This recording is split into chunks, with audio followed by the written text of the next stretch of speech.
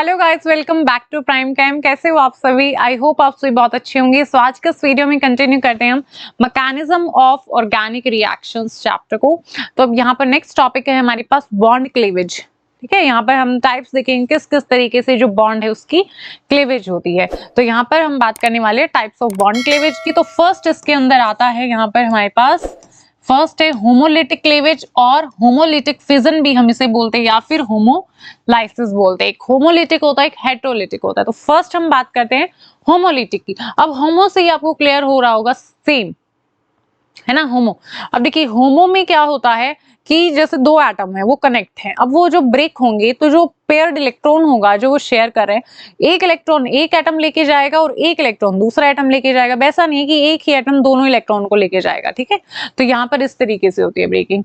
तो देखो ब्रेकिंग होगी किसकी? कोवलेंट बॉन्ड की, इस तरीके से कि जो हर एक एटम होगा सेपरेट होते टाइम एक इलेक्ट्रॉन लेगा शेयर्ड पेयर में से।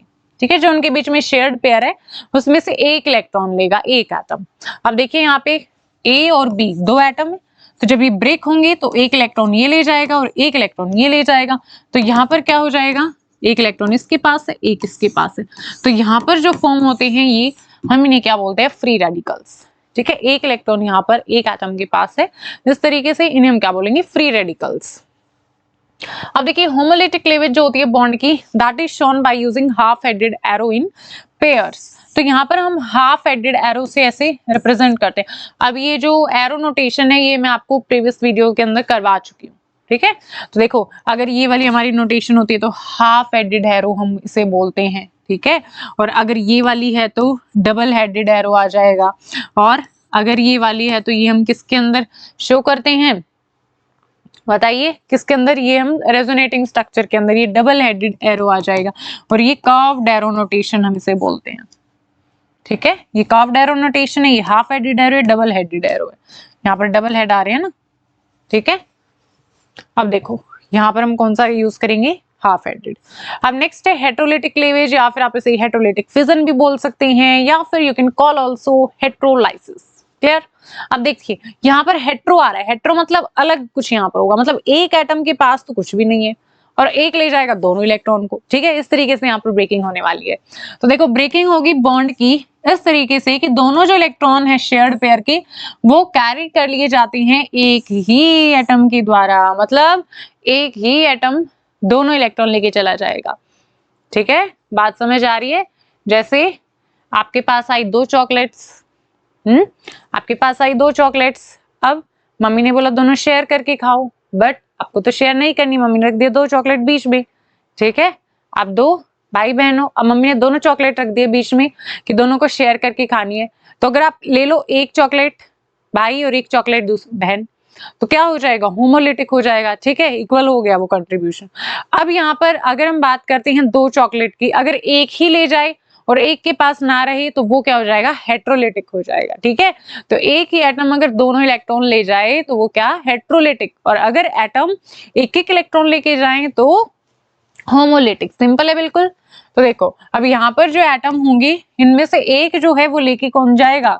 दोनों इलेक्ट्रॉन को। मान लीजिए ये लेके जा रहा है, अगर हम यहाँ कंसिडर कर लेते हैं कि ए ज्यादा इलेक्ट्रोनेगेटिव है, ठीक है ना, इसकी जो इलेक्ट्रोनेगेटिविटी है, इलेक्ट्रॉन को लेने की जो टेंडेंसी है वो इसकी ज्यादा है। मान लीजिए भाई बहन में से ज्यादा इलेक्ट्रोनेगेटिविटी किसकी हो? बहन की हो, या फिर ज्यादा इलेक्ट्रोनेगेटिव भाई की हो। जिसकी ज्यादा होगी वही क्या करेगा? दोनों चॉकलेट्स को ले जाएगा और एक के पास कुछ भी नहीं आएगा। ठीक है, तो देखो यहाँ पर ए के पास क्या हो गई? दो इलेक्ट्रॉन। इलेक्ट्रॉन का पेयर किसने ले लिया? ए ने ले लिया एटम ने। यहाँ पर जो बी पॉजिटिव है इसके पास तो कुछ भी नहीं रहा। ठीक है, तो ये क्या होती है? हमारी हेटेरोलिटिक क्लीवेज होती है। यहाँ पर हम कंसिडर करें कि एक ज्यादा इलेक्ट्रोनेगेटिव है बी से। अब दूसरा केस हो जाए, ठीक है, दूसरा केस हो जाए कि बी ज्यादा इलेक्ट्रोनेगेटिव है, तो ये क्या करेगा? ये दोनों इलेक्ट्रॉन ले जाएगा अपने पास, ये पेयर फिर बी के पास आ जाएगा। ए पे आ गया पॉजिटिव चार्ज, बी पे आ गया नेगेटिव चार्ज। जिसके पास इलेक्ट्रॉन जाते हैं उसके पास नेगेटिव चार्ज आता है, जहां से जाते हैं उस एटम के पास पॉजिटिव चार्ज आता है क्योंकि उसने इलेक्ट्रॉन का लॉस किया है। ठीक है, तो बी जो है वो ज्यादा इलेक्ट्रोनेगेटिव है देन ए, तो बी के पास इलेक्ट्रॉन हो गई, इलेक्ट्रॉन पेयर उसने ले लिया तो उसके ऊपर नेगेटिव चार्ज आ गया। ठीक है, अब देखिए जो हेटेरोलिटिक फिजन होती है उससे क्या होता है? फॉर्मेशन होती है चार स्पीशीज की, मतलब आयनिक स्पीशीज फॉर्म हो रही है। बिल्कुल हम देख पा रहे हैं आयनिक स्पीशीज यहाँ पर बन रही है, एक पे पॉजिटिव चार्ज आ रहा है, एक पे नेगेटिव चार्ज आ रहा है। तो स्पीशीज जो होंगी यहाँ पर एक जो होगा उसके ऊपर पॉजिटिव चार्ज है, एक के ऊपर कैसा है, नेगेटिव चार्ज है। सिंपल बात थी बिल्कुल। इसके बाद है quite often the ionic species formed by heterolytic fission, मतलब जब भी हमारी ionic species फॉर्म होती हैं heterolytic fission से, वहां पर पॉजिटिव और नेगेटिव चार्ज आता है कहां पर, हमारी कार्बन पर।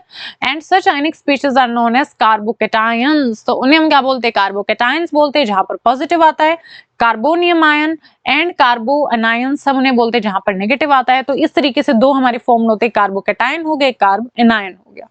Clear. And according as carbon carries positive and negative charge, positive है तो कार्बोकेटायन, नेगेटिव है तो कार्बन आयन। इसके बाद है अगर पर्टिकुलर जो हमारा कोवलेंट बॉन्ड है वो होमोलिटिक क्लीवेज में भी जा सकता है, हेटेरोलिटिक क्लीवेज में भी जा सकता है, अलग अलग कंडीशंस में, ठीक है, डिपेंड करता है कंडीशन।